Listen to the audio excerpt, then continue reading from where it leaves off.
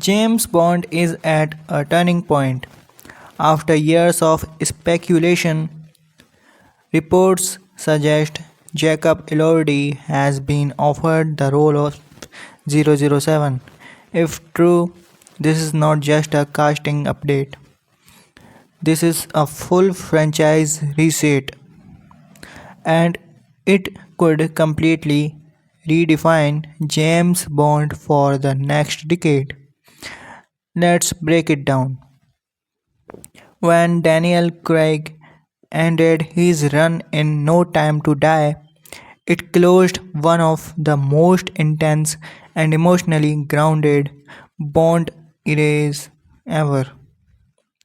Craig's Bond was brutal, vulnerable, physically raw, and deeply human. That era made over $3.5 billion globally, but it also ended definitively. Bond died, which means Bond 26 is not a sequel, it's a reboot. At first glance, Elordi feels unexpected. He is known globally for euphoria and intense psychological roles, not traditional spy thrills.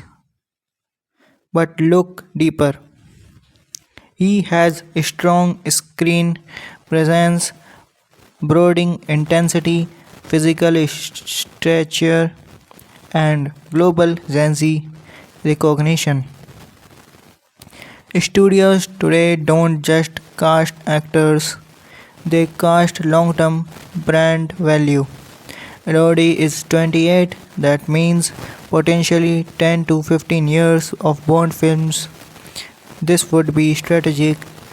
Here's where things get serious. Reports link Bond 26 to director Denis Villeneuve. If that happens, the tone changes dramatically. Villeneuve is known for slow burn tension, visibly stunning cinematographic, physical depth, morally grey storytelling. This would not be flashy Bond, it would be cerebral Bond, and Elodie's intensity actually fits that world. The internet reaction is split. Critics say he is too young, he lacks that classic Bond charm, he does not have the suave presence.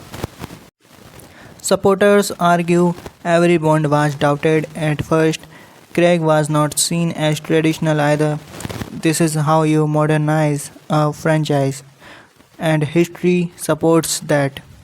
Craig faced backlash in 2005. Then Casio Royale proved everyone wrong. What this means for the franchise.